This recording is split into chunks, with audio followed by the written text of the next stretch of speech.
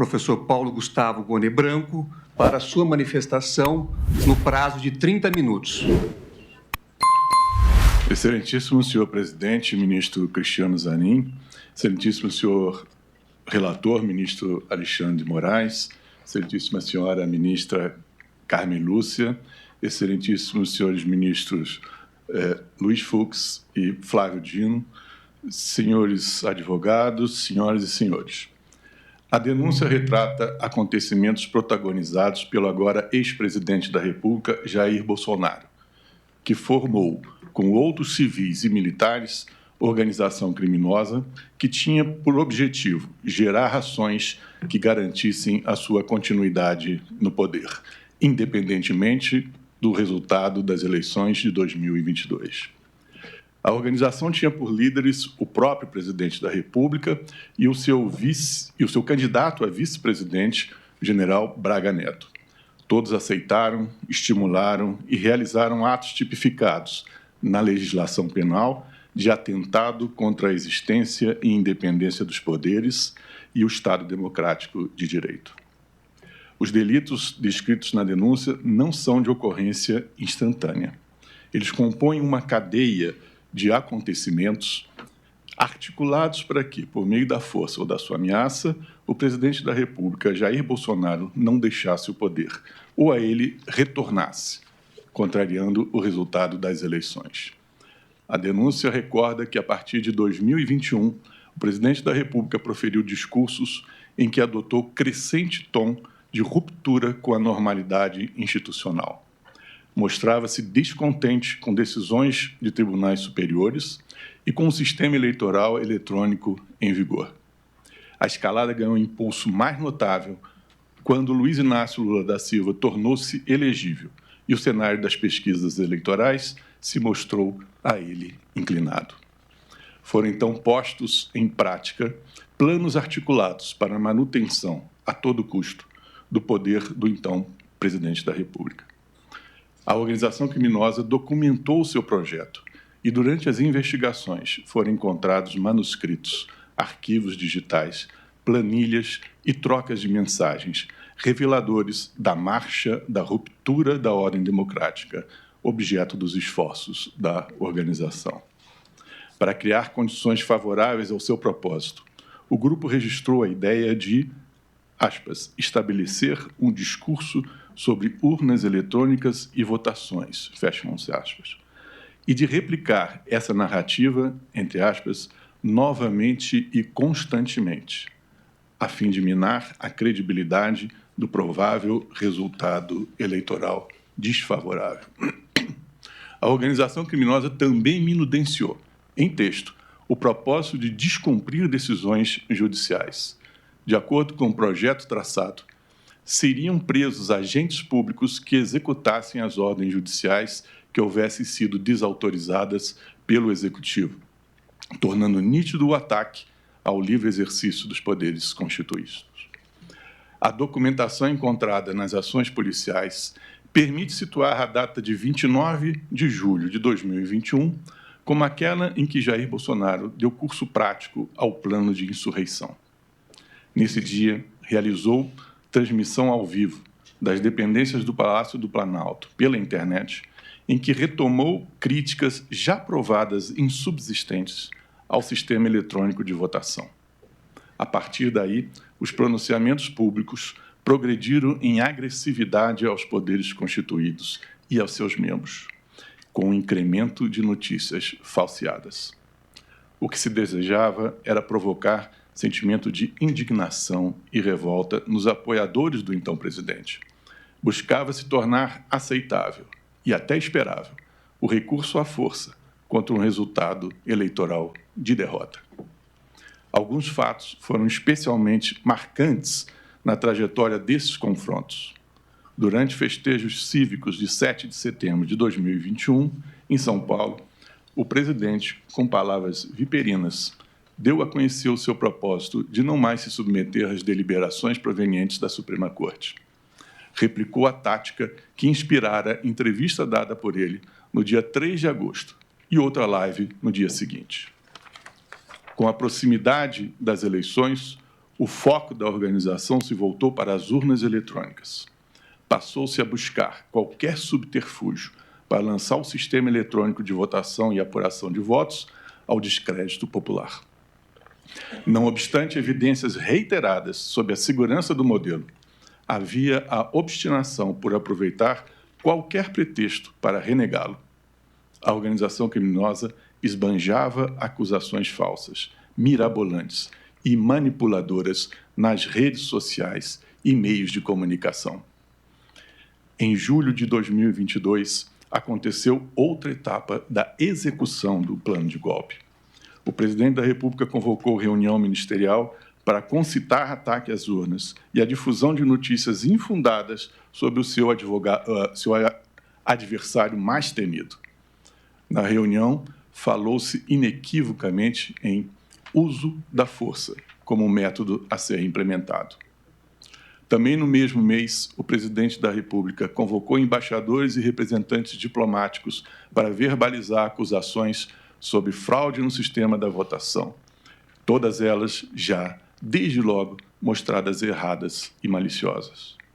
Foi mais um passo na execução do plano de solapar o resultado previsto e temido do sufrágio próximo. Tentava-se atrair a boa vontade da comunidade internacional para atos de rebeldia que o grupo arquitetava.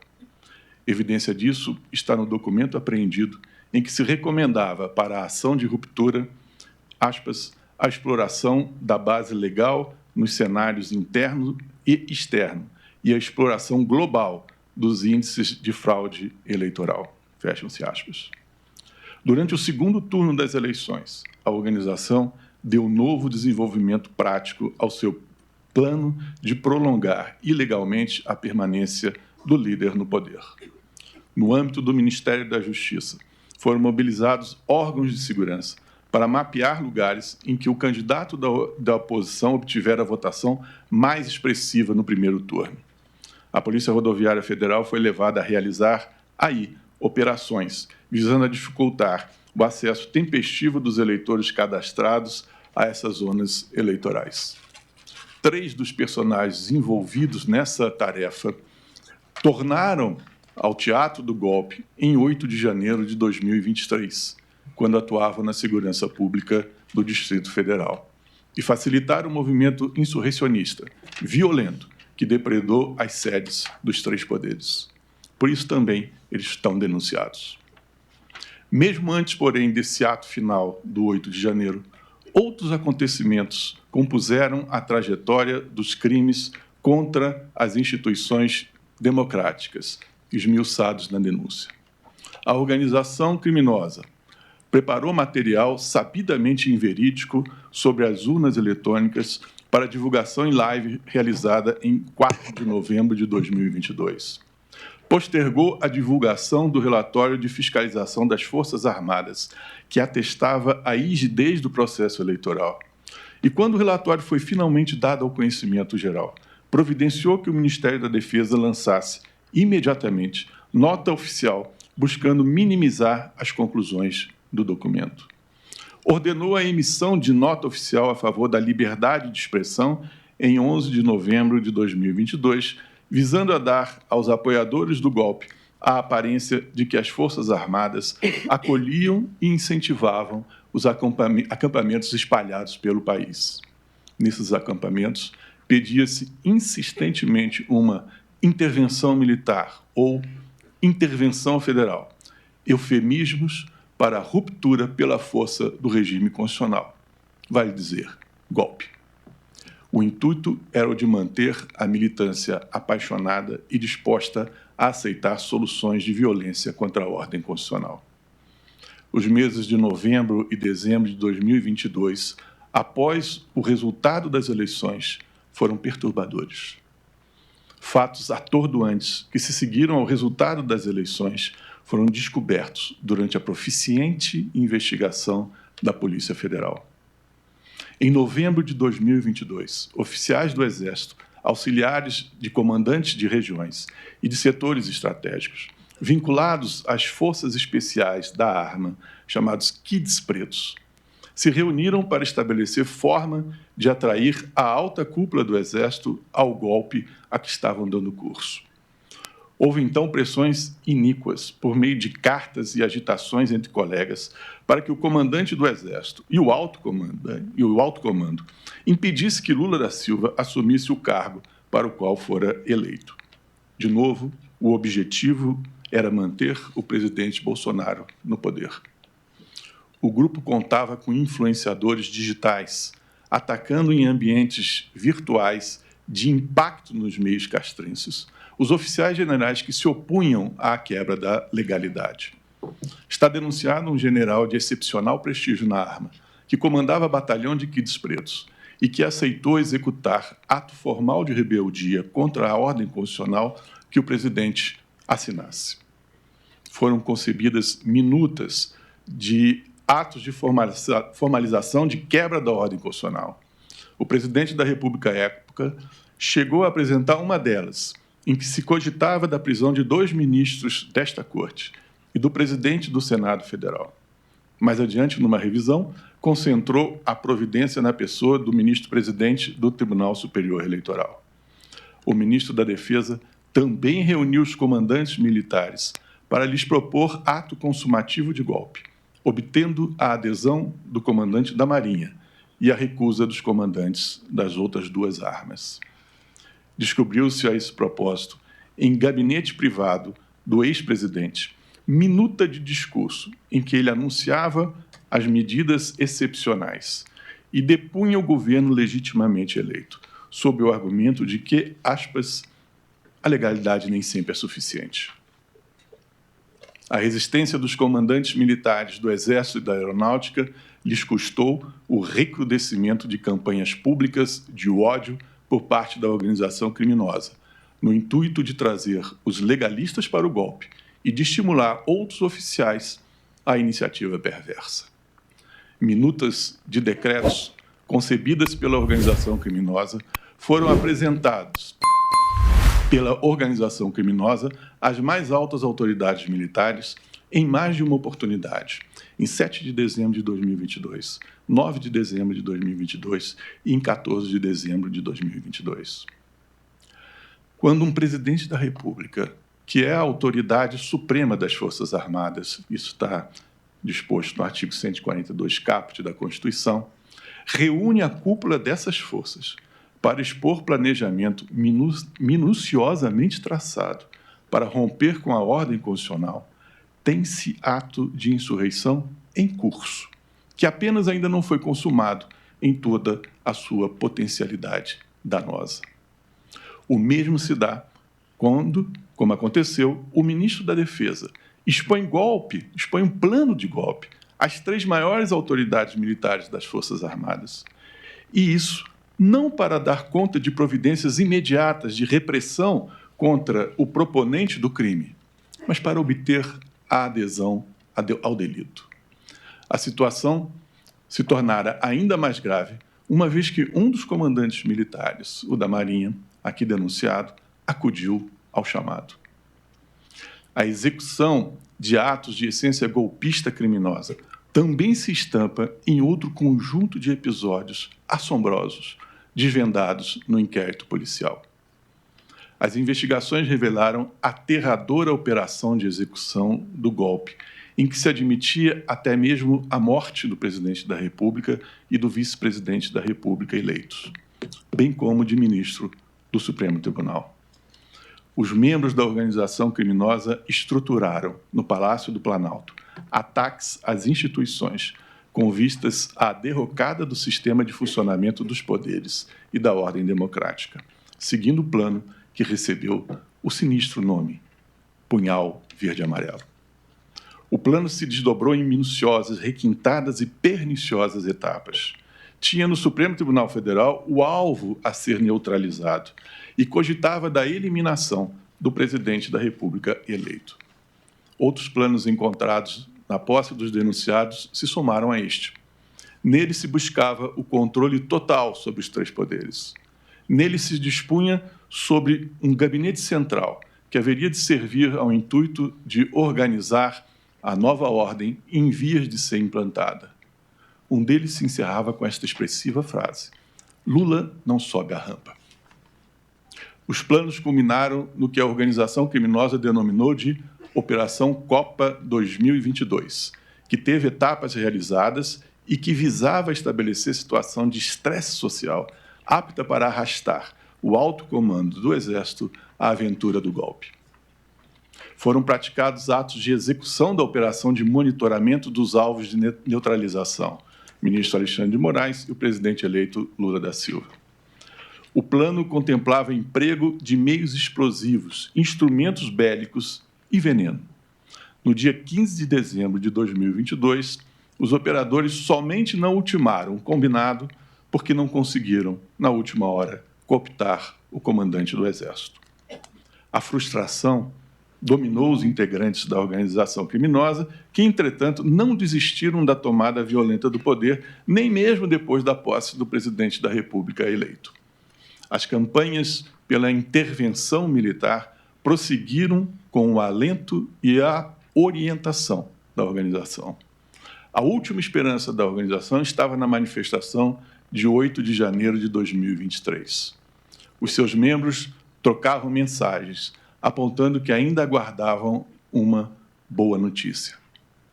A organização criminosa sempre incentivou e apoiou a mobilização do grupo de pessoas em frente ao quartel-general do Exército em Brasília, que pedia a intervenção militar na política. Parte desse pessoal, na fatídica jornada de 8 de janeiro, desceu toda a avenida que liga o setor militar urbano ao Congresso Nacional, acompanhados e escoltados por policiais militares do Distrito Federal. Essa multidão, de início contida em a distância cautelosa da Praça dos Três Poderes, se viu pouco depois livre de todo obstáculo policial para assaltar os prédios da praça. O policiamento foi desviado do ponto de barragem. Tiveram início as invasões das sedes dos poderes da República, com destruição do patrimônio público sob palavras de ódio e selvagens conclamações à tomada do poder. O caso de invasão, destruição e brutalidades ocorridos em 8 de janeiro de 2023 têm sido analisados e julgados pelo Supremo Tribunal em diversos processos penais. O Supremo Tribunal neles discerniu a ocorrência de crimes contra a ordem democrática, afirmando reiteradas vezes a tentativa de golpe. O episódio foi fomentado e facilitado pela organização denunciada, especialmente pelos denunciados que estavam, a esta altura, na Secretaria de Segurança do Distrito Federal. A decisão dos generais, especialmente dos que comandavam regiões, e do comandante do Exército, de se manter no seu papel constitucional, foi determinante para que o golpe, por fim, tentado, posto em curso, não prosperasse. Mas crimes houve. E não somente os crimes de dano. Tanto o artigo 359-L quanto o artigo 359-M do Código Penal tipificam o atentado contra as instituições democráticas. Portanto, a tentativa, até porque, como é evidente, golpes que se consumam não geram punição dos vitoriosos, essa tentativa é fato punível, descrito em lei. Todos esses fatos estão narrados na denúncia segundo a sua ordem cronológica, com a indicação dos envolvidos e descrição suficiente da participação de cada um. Os fatos estão pormenorizados com a exposição de suas circunstâncias. Foram atendidos os requisitos do artigo 41 do Código de Processo Penal, permitindo aos acusados a compreensão do que lhes é atribuído a título de crime. Esta turma, em sintonia com tantas outras decisões da Corte, já decidiu no inquérito 4.093 que não é inepta a denúncia que, ao descrever fato certo e determinado, permite ao acusado o exercício da ampla defesa. A denúncia indicou as fontes dos elementos informativos em que se baseou. Todos os dados relevantes das investigações foram abertos ao conhecimento das defesas. Não cabe senão a elas analisar quais dos elementos coligidos na investigação, de considerável complexidade, podem lhes ser úteis. Nem houve supressão de dados em detrimento das defesas, nem tampouco cabe invocar a figura do document dumping para criticar o procedimento. Objeções suscitadas pelas defesas em torno do acordo de colaboração premiada do denunciado Mauro Cid já foram enfrentadas e repelidas nos autos da petição 11.767. As cláusulas ajustadas foram homologadas e ratificadas, com a assistência dos eminentes patronos do colaborador. O colaborador, na sua resposta preliminar escrita, pede a manutenção do pacto, o que atesta o caráter voluntário do acordo. Não há nulidade nas circunstâncias das defesas prévias dos demais denunciados não serem posteriores à do colaborador. A lei não prevê uma semelhante sequência. No caso destes autos, nem mesmo se poderia especular sobre algum prejuízo, dado o caráter genérico da defesa do colaborador, que não acrescentou fato algum aos expostos nos depoimentos a que os acusados tiveram acesso. Todos os fatos referidos pelo colaborador e utilizados na denúncia estão confirmados por outros elementos de convicção, o que afasta a perspectiva de acusação baseada exclusivamente na palavra do colaborador. A competência originária da Corte está em linha com a decisão do plenário no HC 232.627. Na súmula 704, além disso, o Supremo ensina que não viola as garantias do juiz natural, da ampla defesa e do devido processo legal a atração por continência ou conexão do processo do corréu ao foro por prerrogativa de função de um dos denunciados. O fatiamento da denúncia é também admitido por ambas as turmas do tribunal. Cito, da primeira turma, o RHC 111.211 e da segunda turma, o HC 233.325. Observo que a PET 12.100, em que a denúncia foi encartada, liga-se às mesmas investigações que deram origem a ações penais contra incitadores, financiadores e executores materiais dos atos criminosos de 8 de janeiro de 2023. As centenas de denúncias foram recebidas pelo Supremo, recusando-se às nulidades reagitadas nestes autos. Em conclusão, senhor presidente, a denúncia está em condições de ser recebida para que o processo penal tenha início e siga os seus trâmites devidos. É o que a Procuradoria-Geral da República pede agora. Muito obrigado.